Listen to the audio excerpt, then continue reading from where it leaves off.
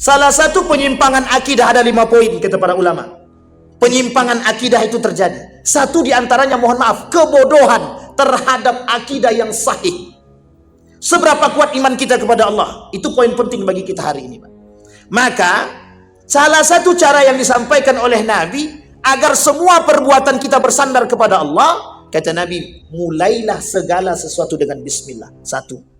Yang kedua disampaikan oleh Imam Al-Ghazali, kalau mau berkah setiap usaha atau apapun masalah yang kita miliki, datang pertama kali kepada Allah, baru kepada yang lain. Baik Bapak Ibu sekalian yang berbahagia, di malam hari ini kita mencoba mengkaji bersama dari satu kitab tentang Al-Isra wal Mi'raj yang hari ini banyak diperingati oleh umat muslim dari berbagai tempat, daerah dan kota dan dimanapun. Banyak yang memperingati Al-Isra wal Mi'raj kecuali yang tidak memperingati. Oh, ada yang tidak memperingati? Ya ada. Kan tidak semuanya memperingati. Ada yang memperingati, ada yang tidak memperingati. Saudi tak mau dia memperingati. Saudi Arabia punya alasan tersendiri kenapa dia tak mau memperingati Al-Isra wal Mi'raj. Karangan daripada Sayyid Muhammad ibn Alawi ibn Abbas al-Maliki al-Makki al-Hasani, seorang ulama besar dari Mekah. Ulama besar dari Mekah ini menuliskan buku, judul bukunya adalah Al-Anwar al-Bahiyah min Isra wal Mi'raj Khairul Bariyah. Kata beliau, menuliskan tentang buku judulnya Al-Anwar al-Bahiyah. Bahasa lainnya, kalau kita terjemahkan dalam karangan beliau tersebut, dalam perjalanan Isra wal Mi'raj ini banyak pelajaran-pelajaran yang bersinar, pelajaran-pelajaran yang berharga yang bisa dipetik. Al-Anwar al-Bahiyah, cahaya-cahaya yang bersinar di dalam atau di balik perjalanan Al-Isra wal Mi'raj. Sejarah Isra dan Mi'raj ini Bapak Ibu sudah hafal karena setiap tahun diperingati. Jadi sudah hafal semua. Kenapa Isra dan Mi'raj ini kemudian diberikan kepada baginda Nabi Muhammad sallallahu alaihi wasallam? Semua dah tahu. Ceritanya tentang kesedihan yang dialami oleh baginda Nabi Muhammad sallallahu alaihi wasallam.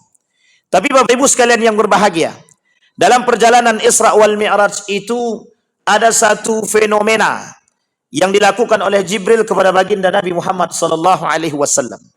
Namanya syaqqus sadr. Syaqqus sadri, membelah dada. Tahu Bapak Ibu membelah dada ya? Membelah dada. Pertanyaan pertama yang ingin saya sampaikan, berapa kali dada Nabi dibelah? Ada yang tahu Bapak Ibu? Angkat tangan. Boleh pulang. Berapa kali, Bu? 2 kali. Yang bilang 2 kali angkat tangan. Berapa kali? Ibu itu aja. Yang lainnya nggak bilang apa-apa. Nabi dibelah dadanya 4 kali. Bukan 2 kali. Kata para ulama, kata Imam As-Suyuti, begitu juga Ibnu Hajar Al-Asqalani dalam kitabnya Al-Isra wal Mi'raj, ketika berbicara tentang syaqqus sadar, Nabi dibelah dadanya 4 kali. Pertama kali Nabi dibelah dadanya kapan? Pada umur 4 tahun. Sampai lari terbirit-birit. Anak daripada siapa? Anak siapa yang lari? Siapa yang menyusui? Halimatus Sa'diyah. Ketika dibelah dadanya dibersihkan. Lari anak Halimatus Sa'diyah. Kemudian disampaikan ke ibunya, kemudian diambil, Nabi diambil, kemudian diantar pulang. Yang kedua, pada umur berapa? Pada umur 6 tahun. Nabi dibelah lagi dadanya. Dibersihkan sebersih-bersihnya. Kemudian yang ketiga. Kapan yang ketiga? Yang ketiga. Ayo Bapak Ibu. Ketika Nabi mau bertemu dengan Sang Pencipta. Nabi nggak pernah ketemu Sang Pencipta, betul. Ketika turun wahyu, Nabi dalam gundah gulana, gelisah, Nabi berangkat menuju Goa Hira. Lama bertahanus. Tapi sebelum bertahanus, sebelum dia bertemu dengan wahyu yang diturunkan kepada Nabi, dibersihkan dulu. Syaqqus sadar. Yang ketiga. Dan yang terakhir, ketika Nabi diperjalankan dalam kondisi yang sangat sedih. Oleh para ulama, ketika Nabi dibelah dadanya oleh malaikat, dapatlah Nabi di dalam hatinya itu satu batu kecil warna hitam. Kata malaikat, ini adalah lambang kemaksiatan, cabut. Maka semenjak itu Nabi bersih. Semenjak itu Nabi bersih, hatinya sebersih-bersih. Maka kata para ulama, kata Ibnu Hajar Al-Asqalani, ketika diambil batu kecil, ketika diambil satu sarang daripada kemaksiatan tadi, maka hati Nabi sebersih-bersihnya, maka layak Nabi dikatakan maksum. Tapi Nabi maksum di sini mungkin salah atau tak? Nabi mungkin salah atau tidak? Jangan ragu Bapak Ibu. Pada ragu semua. Nabi mungkin salah apa tidak? Mungkin apa tak mungkin? Allah dah bilang dalam Al-Quran, Qul innama ana basyarum mithlukum yuha, kata dia. Nabi Muhammad, kata Allah, Muhammad katakan kepada manusia, engkau ni sama kayak yang lain manusianya. Jadi kira-kira kalau Nabi sama dengan yang lain mungkin salah atau tidak? Mungkin. Kapan salahnya? Ada yang tahu Nabi salah kapan? Kapan Bapak Ibu Nabi salah? Harus tahu. Kalau memang Nabi pernah salah, kapan Nabi salah? Kalau pernah Nabi keliru, kapan Nabi keliru? Kapan Pak Imam? Ketika tidak benar, itu jelas. Kalau tidak benar mesti salah. Pertanyaannya kapan? Apa kata panglima perang umat Islam? Siapa panglima perang umat Islam? Khalid ibn Walid. Kata Nabi, Khalid, kita berkemah agak jauh daripada sungai yang ada di sana. Nanti kalau kita sudah berkemah, kata Nabi, kita bisa segera langsung melawan musuh. Kata Khalid bin Walid, Nabi tidak begitu. Itu salah, kata dia. Coba bayangkan, Nabi disalahkan oleh Khalid bin Walid. Keliru, kata dia. Bukan begitu, kata dia. Kalau kita jauh dari sumur, musuh datang, mereka ambil sana, mereka punya kekuatan, kita nggak punya kekuatan. Kata dia. Sehingga apa yang dilakukan oleh Khalid bin Walid, diajaknya Nabi, yuk kita buat tenda di situ. Apa kata Nabi? Ini sudah menjadi ahlinya. Jadi ahli di bidangnya ada masing-masing. Bahkan Nabi pun pernah salah. Pernah. Nabi diperingatkan oleh Allah. Kapan Nabi diperingatkan oleh Allah? Ketika berpaling wajahnya daripada abasa wa tawalla an ja'ahul a'ma. Ketika datang orang yang buta bertanya kepada Nabi tentang Islam. Apa kata orang buta nih? Ajarkan aku Islam. Nabi sedang ngomong dengan pemuka. Min kibaril Quraisy. Nabi sedang berbincang-bincang. Datang orang buta tadi. Ketika datang orang buta, dia bertanya kepada Nabi tentang Islam. Nabi palingkan wajahnya. Ini kalau orang liberal, apa kata dia? Muhammad tidak punya adab, kata dia. Iya serius, benar. Begitu pola pikir mereka, iya. Apa kata mereka? Muhammad gak punya adab, kata dia. Muhammad gak bisa, gak punya peri kemanusiaan. Orang buta mentang-mentang buta kok dipalingkan wajahnya. Itu bukan sekarang bahasa itu, bahasa terdahulu. Apa kata orang kafir Quraisy itu? Lihat, bayangkan. Orang yang bertanya tentang Islam pun dia tidak mau. Tapi kalimat itu kemudian dipalingkan oleh Allah. Ada alasan, ada. Satu, bukan Nabi tak mau berbicara, karena Nabi sedang berbicara dengan pemuka Quraisy. Ketika sedang berbicara, datang orang yang buta meskipun buta. Kemudian Nabi palingkan wajahnya, maksudnya Nabi sampaikan kepada beliau, kalau orang lagi ngomong, ntar dulu ngomongnya. Itu etik. Nabi ajarkan. Cuma orang ini kan buta, tidak tahu dia. Kalau Nabi lagi ngomong, mungkin hanya sekedar pendengaran. Maka turun kalimat perintah dari Allah. Abasa wa tawalla an ja'ahul a'ma. Apa maksudnya? Muhammad, kata Allah, belum tentu kibar Quraisy itu yang kau ceritakan tentang Islam masuk ke dalam Islam. Tapi yang buta nih bertanya tentang Islam itu benar-benar bertanya tentang Islam. Itu kesalahan, sebenarnya bukan salah. Lebih tepatnya kekeliruan. Banyak Nabi kemudian beberapa kali Nabi diperingatkan. Terima kasih, Pak. Tes. Agak aman sedikit. Sebenarnya kalau putus-putus pun tak masalah, gitu. Aman tuh. Insyaallah suara saya masih sampai ke belakang.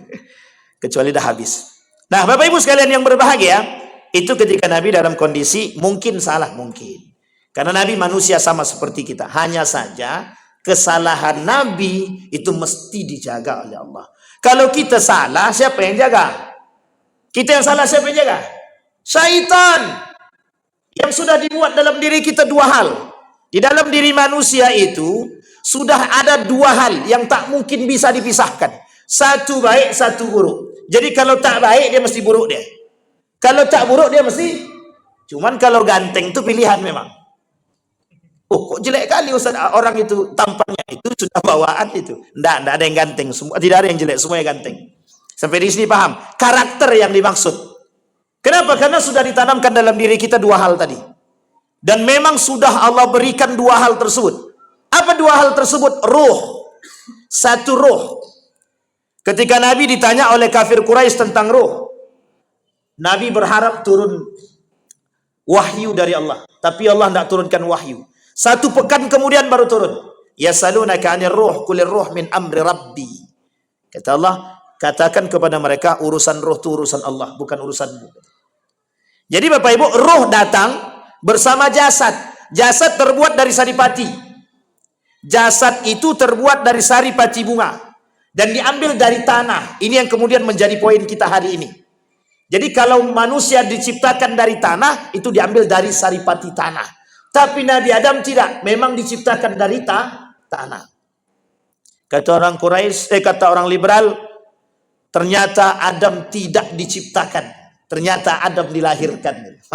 Ini memang orang-orang liberal tuh sukanya yang aneh-aneh memang. Apa kata dia? Ternyata Adam dilahirkan, bukan diciptakan. Tapi kita tak bahas itu. Singkat cerita Bapak Ibu, di dalam diri kita ini ada jasad, ada roh. Yang roh datang dari Allah mesti bersih, kata para ulama, mesti bersih. Kemudian jasad itu mesti bercampur. Jasad itu mesti bercampur. Campur dengan apa? Kalau diambil dari tanah, tanah itu banyak campurannya. Yang makan kubis hari ini, tahu kubis? Tahu Bapak Ibu kubis? Baik, sekarang saya tanya, pupuk kubis itu dari mana? Dari, mohon maaf agak apa sedikit ya, agak kotor sedikit, manusia. Itu pupuk terbaik. Nah, cuman jangan dibayangkan pas lagi makan kubis ini, baik, jangan. Tidak akan makan nanti kita. Nah, kembali kepada poin Bapak Ibu sekalian yang berbahagia. Nabi dalam kondisi yang sangat galau dan gelisah, dibersihkan hatinya, syaqqas sadar. Hatinya dibersihkan oleh Jibril, kemudian sebelum diberangkatkan. Perjalanan Isra wal Mi'raj ini Bapak Ibu sekalian yang berbahagia satu malam. Dan semua sudah sepakat itu. Ittafaqal ulama, semua perjalanan satu malam. Maka turun kalimat subhanalladzi yang tadi dibacakan oleh adik kita tadi. Kalimatnya subhanalladzi asra bi 'abdihi. Allah mulai dengan kalimat pujian dulu kepada Allah. Bukan tanpa alasan. Kenapa Allah mulai dengan kalimat subhanalladzi atau subhana? Ada yang bisa jawab? Kenapa Allah mulai dengan kalimat subhana? Jawabannya sederhana Pak Ustaz. Suka Allah aja. Ya memang begitu memang. Tapi ada alasan, ada. Kalimat subhanalladzi, pujian kepada Allah itu isyarat bagi kita semua. Kata Allah, kenapa aku mulai kalimat itu dengan pujian kepadaku? Karena mesti banyak yang tidak akan percaya dengan cerita tersebut. Mesti tidak akan percaya. Kenapa? Mesti tidak percaya ini hanya terjadi pada orang yang tidak beriman kepada Allah dan Rasulnya. Kita bayangkan, ketika itu Nabi hidup, sahabat ada. Yang percaya dengan perjalanan Isra wal Mi'raj berapa banyak? Yang zahir dalam catatan, dalam sejarah, dalam tarikh, itu cuma satu orang. Siapa dia? Abu Bakrin Siddiq. Itu pada cerita yang kedua. Cerita yang pertama Abu Bakar tidak ada. Nabi turun, ada Abu Jahal di situ. Mendengarkan Abu Jahal tentang cerita baginda Nabi. Apa jawaban mereka? Ini yang disebut dengan gila. Muhammad gila. Ajaran yang dibawanya sesat. Yang dia pergi satu malam sangat tidak masuk akal. Ini membodohi masyarakat. Kata dia. Itu yang disampaikan oleh Abu Jahal. Majnun, kata dia. Gila Muhammad. Dengan bahagia Abu Jahal tadi dicarinya siapa namanya? Abu Bakar. Tak jauh dari situ dipanggilnya Abu Bakar. Yuk, ada cerita unik, engkau akan tahu siapa orang yang kau puji selama ini. Dibawa tuh. Ketika dibawa oleh Abu Jahal berhadapan dengan Nabi. Apa kata Abu Jahal? Muhammad, ceritakan lagi apa yang kau ceritakan tadi kepada kami. Diceritakan panjang lebar sama Nabi, didengar oleh Abu Bakar. Hei Abu Bakar, kau dengar betapa gilanya dan mengada-ngadanya Muhammad, orang yang selama ini kau puji. Apa jawaban Abu Bakar? Ini poin penting dalam Isra wal Mi'raj itu sebenarnya. Apa kata Abu Bakar? Sekalipun berbohong Muhammad atau Nabi, saya tetap percaya. Itu yang membuat merah padam muka Abu Jahal itu. Sekalipun berbohong Muhammad, tetap aku percaya, katanya. Sekarang saya tanya Bapak Ibu semua, seberapa tinggi iman kita dibandingkan akal kita hari ini? Seberapa tinggi iman kita dibandingkan akal kita hari ini? Kalau ada yang mengatakan kami beriman kepada Isra wal Mi'raj, saya sangat seyakin-yakinnya bukan iman karena keimanan. Karena apa? Turun temurun. Karena kita sudah iman kepada Allah, nak buat tak iman tak ragu. Tapi tidak begitu dengan Abu Bakar. Apa yang dilakukan oleh Abu Bakar? Begitu berimannya Abu Bakar. Sehingga kata Allah, Subhanalladzi, puji aku, kuasakan aku, pandang aku sebagai yang paling kuat, kata Allah. Pandang aku yang paling agung, kata Allah. Maka tidak ada yang lebih agung selain daripada diriku. Kekuasaanku mampu melakukan apapun yang tidak dilakukan oleh manusia. Itu makna daripada subhanalladzi. Bertasbih kepada Allah, mengagungkan kepada Allah. Karena apa? Allah tahu, Pak. Buktinya apa? Ketika turun baginda Nabi, satu pun tidak percaya kecuali Abu Bakar. Sekarang kita coba balik. Kita balikin sekarang, hari ini. Adakah sesuatu yang tidak masuk akal hari ini bisa dipercaya begitu saja oleh manusia? Adakah sesuatu hari ini yang tidak bisa diterima oleh akal yang dipercaya oleh manusia? Semua berpikir sesuatu itu harus masuk akal. Pernah kita ceritakan di sini, Pak. Orang kalau tidak belajar bodoh apa pintar? Jawab semua, Pak. Kira-kira orang tidak belajar bodoh atau pintar? Itu dia. Logika atau iman yang berbicara? Logika. Orang sakit kalau tidak minum obat sehat apa tidak? Tidak sehat. Logika, bukan iman. Pertanyaannya kita balik. Mungkin tidak orang tidak minum obat itu Allah sehatkan? Oh mungkin. Berarti kan tidak perlu minum obat. Mungkin tidak orang yang mohon maaf tidak belajar Allah cerdaskan? Oh mungkin. Kalau mungkin berarti tandanya tidak ada kaitannya dengan belajar. Sampai di sini paham? Ini poin penting, Pak. Karena kita mengaku beriman kepada Allah, tapi tidak pada sesungguhnya iman. Kita beriman kepada Allah bukan pada hakikatul iman. Mana yang bisa kita terima dengan akal, kita iman. Mana yang tak bisa dengan kita terima dengan akal, kita tak beriman. Maka kalimatnya sederhana, kata Allah, nu'minu bi ba'd wa nakfur bi ba'd. Ketika sejalan dengan akal kami beriman kepada Allah. Tapi kalau tak sejalan dengan iman, dengan akal kami tak beriman kepada mereka. Coba. Itu yang terjadi, Pak. Kita balik sekarang, Pak. Kita benarin yang tidak benar tadi. Orang tidak belajar belum tentu bodoh. Orang tidak minum obat belum tentu sakit. Sampai di sini bisa dipahami ya, Bapak Ibu ya. Kalau Allah katakan, mohon maaf, ketika Allah mengatakan bahwa Al-Quran itu syifa, kira-kira mungkin Al-Quran itu menyembuhkan sesuatu? Yang menyembuhkan bukan Quran, yang menyembuhkan Allah, tapi melalui wasilah ketaatan kepada Allah. Itu yang dilakukan oleh Abu Bakar. Itu yang diinginkan oleh Allah. Hei umat muslim, orang berislam, bukan beriman. Orang berislam, kalimat pertama yang disandarkan oleh Allah, Subhana. Puji aku dulu. Bapak ibu punya masalah, jangan ke manusia dulu. Datang kepadaku, kata Allah. Aku orang pertama yang memberikan solusi terhadap masalah kalian, kata Allah. Sekarang pertanyaannya kita kembali. Kalau kita punya masalah, kemana kita lari? Kalau mohon maaf, anak kita tidak bisa masuk sekolah karena sistem zonasi misalkan. Kemana kita mau pergi? Ke Allah atau kemana? Kepada channel. Kebetulan aku punya channel anggota dewan. Tolonglah Pak Dewan, anakku tidak bisa sekolah. Wih, coba bayangkan. Mohon maaf Pak, yang keluar dari hasil daripada apa yang mereka lakukan, akan mereka katakan, tadi aku dibantu sama anggota dewan tu, alhamdulillah. Sudah kalimat terakhirnya alhamdulillah, tapi mohon maaf kalau dia beriman bahwa laki-laki tadi, anggota dewan tadi mampu memberikan bantuan kepada dia, kufur dia. Kalimat kufur disanding dengan kalimat alhamdulillah. Beda tipis, Pak. Dengan pembunuh Utsman.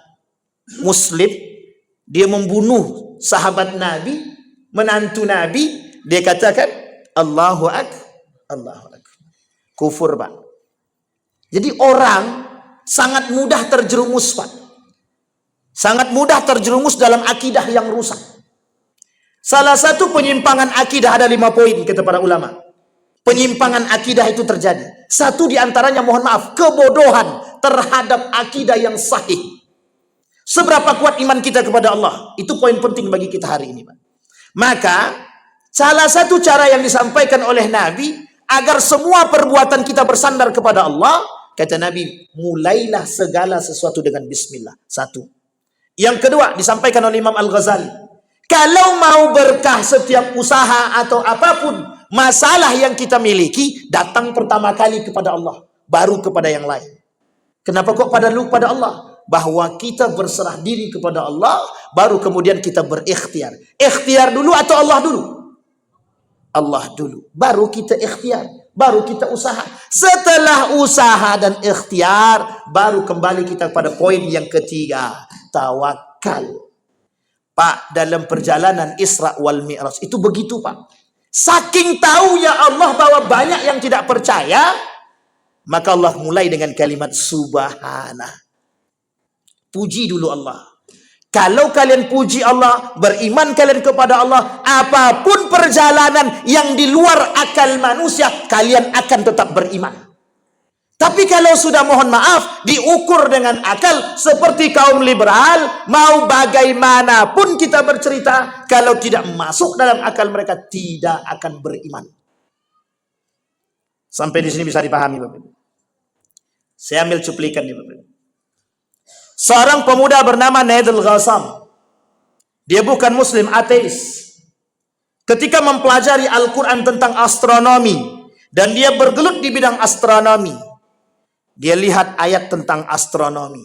Dia beriman kepada Allah setelah melihat kekuasaan Allah.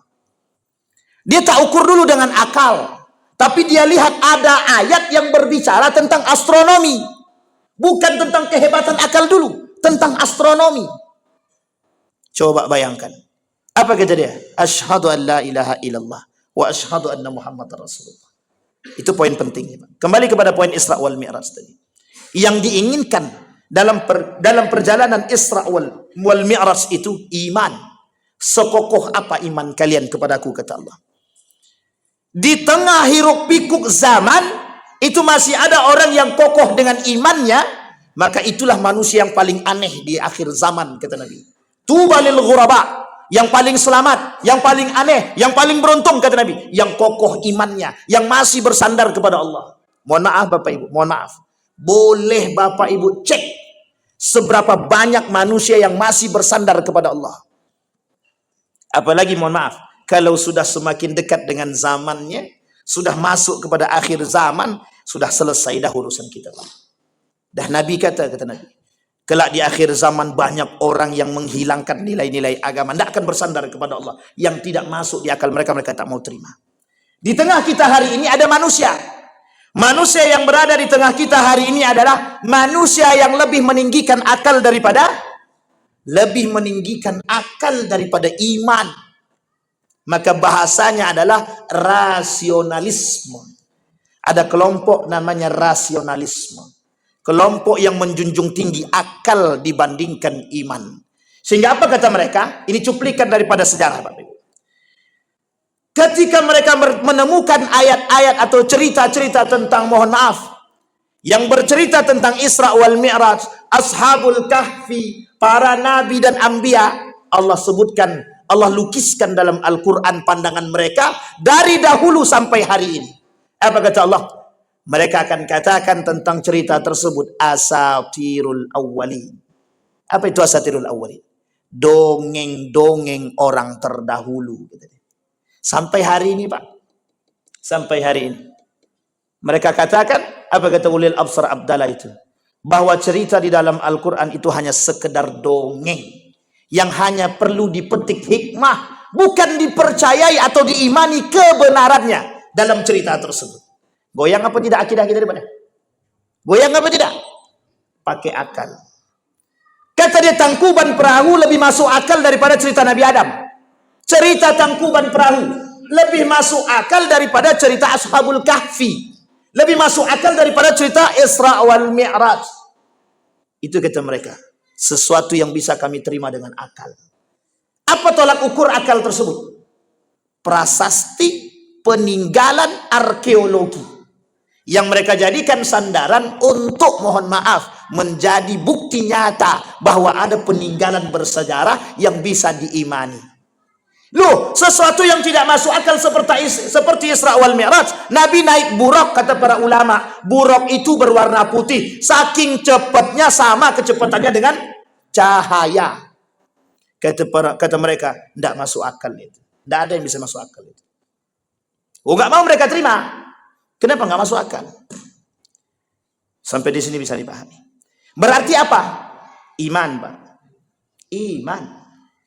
Kita lihat. Lebih banyak manusia seperti itu apa seperti Bapak Ibu semua? Kita lihat, lebih banyak mana? Manusia yang seperti itu atau yang seperti ini sekarang? Seperti Bapak Ibu sekarang, yang beriman kepada Isra wal Mi'raj. Lebih banyak mana? Muslim atau mukmin? Muslim atau mukmin? Kalau Muslim, Bapak Ibu sekalian yang berbahagia. Belum apa-apa dah sampai di sini ya. Baik. Sebelum kita azan. Habis ini kita azan dulu, baru kemudian kita lanjut. Apa kata Nabi? Apa kata mereka? Jumlah Muslim itu lebih banyak daripada jumlah orang beriman. Artinya apa?